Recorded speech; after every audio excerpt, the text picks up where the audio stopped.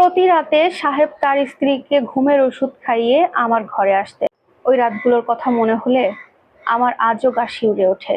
আমার 5 বছরের সংসার জীবন, এর মধ্যে আমার দুটো সন্তান আছে, একটা ছেলে একটা মেয়ে।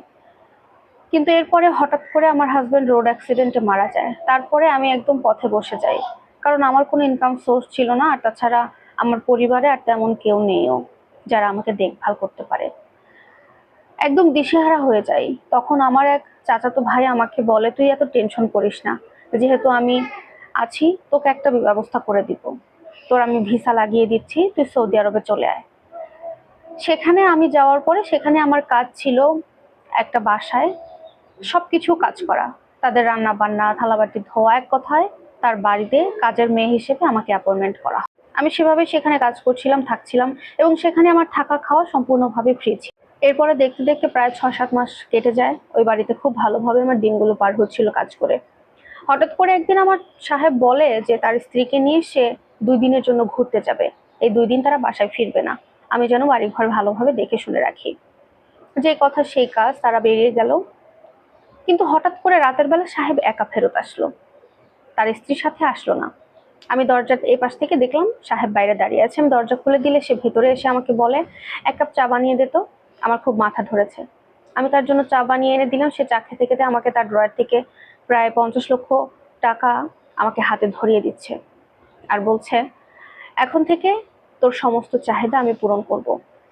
এই যে 50 লক্ষ টাকা দেখছিস, এটা তোর জন্য, তবে এখনই সব দিচ্ছি না, কিছু টাকা রাখ, আর যখন যা লাগে আমাকে বলবি, আমি তোকে সবকিছু দেব, তবে এর বিনিময়ে তুই আমাকে খুশি করবি, এটাই তোর কাজ থাকবে। সেখান থেকে সাহেব আমাকে 50,000 টাকা হাতে ধরিয়ে দিয়ে বলল, এটা এখন তুই রাখ।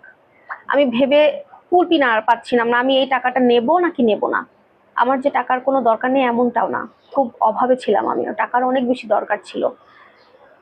টাকাটা আমি নেয়ার পরে যখন আমি চলে যাচ্ছিলাম, পেছন থেকে সাহেব আমাকে জড়িয়ে ধরে শরীরের বিভিন্ন পার্টে হাত দিচ্ছিলেন। আমার হাজবেন্ড মারা গেছে প্রায় 2 বছর হতে যাচ্ছে। এই 2 বছরে আমার মধ্যে যে যৌন চাহিদা একদমই নেই, এটা মিথ্যা কথা বলা হবে, আমার মধ্যেও যৌন চাহিদা ছিল। সাহেব যখন আমার শরীরের বিভিন্ন পার্টে হাত দিচ্ছিলেন, আমার শরীরটা যৌন চাহিদায় ঝলসে যাচ্ছিল। সেদিন আমি নিজেকে কোনোভাবে আর কন্ট্রোল করতে পারিনি। টাকার বিনিময়ে আমি সাহেবের কাছে নিজেকে বিলিয়ে দিয়েছিলাম। সেদিন রাতটা এভাবেই পার হয়ে গেল। পরের দিন রাতের বেলা সাহেব যখন আমার রুমে আসলেন, আমি তাকে মুখের উপরে সরাসরি বলে দিলাম, সাহেব, আমি এ ধরনের কাজ আপনার সাথে আর কোনোদিন করতে পারবো না। কিন্তু সাহেব সেদিনও আমার কোনো কথাই শুনলেন না। জোরপূর্বক সে আমার সাথে মেলামেশা করলেন এবং আমাকে সে বলল আমি যেন তার স্ত্রীকে এই ধরনের কোনো কথা না বলি। আমি যদি ম্যাডামকে এই কথাগুলো বলে দিই, তাহলে সে আমাকে কাজ থেকে ছাড়িয়ে এই বাড়ি থেকে বের করে দেবে। আমি এখন কি করব কোনো কিছু বুঝে উঠতে পারছিলাম না। সাহেব প্রতিনিয়ত আমার সাথে এই ধরনের কাজ করতে থাকে এবং এর বিনিময়ে আমাকে মোটা অঙ্কের টাকা সে প্রতিদিনই দিতে থাকে। সেই টাকাগুলো আমি আমার বাবা মাকে দেশে পাঠাই, যেন আমার ছেলে মেয়ে দুটোকে সে ভালোভাবে রাখতে পারে। এইভাবে দেখতে দেখতে 2 বছর পার হয়ে গেল। সাহেব প্রতিদিন তার স্ত্রীকে ঘুমের ওষুধ খাইয়ে রাতের বেলা আমার ঘরে আসতো। এইভাবে আমি আর সহ্য করতে পারছিলাম না। তারপরে আমি নিজে থেকে একটা প্ল্যান করি যে আমি দেশে চলে আসব। সাহেবকে বলি যে, স্যার, আমার ছেলে মেয়ের কথা খুব মনে পড়ছে, ওদেরকে দেখতে খুব ইচ্ছা করছে, আমার বাড়িতে যাওয়া দরকার, আমি আবার ফিরে আসব। কিন্তু সাহেব বলে, তুই কি একবার বাংলাদেশে গেলে আর তুই এখানে আসবি? তুই আসবি না, তুই আমাকে মিথ্যা বলছিস। তখন আমি শান্ত গলায় তাকে অনেকভাবে বুঝিয়ে তাকে রাজি করাই, এবং ছেলে মেয়ের কথা বলাতে সে আমাকে একসাথে প্রায় 5 লক্ষ টাকা ধরিয়ে দিয়েছিলেন। সে নিজেই আমাকে দেশে আসার ব্যবস্থা করে দিয়েছিল। আমি বাংলাদেশে আসার পরে সে আমাকে অনেকভাবে খোঁজার চেষ্টা করেছে, হোয়াটসঅ্যাপ, ইমো, যেখানে যেখানে ছিল, কিন্তু আমি সাহেবকে প্রত্যেকটা জায়গা থেকে ব্লক করে দিয়েছি।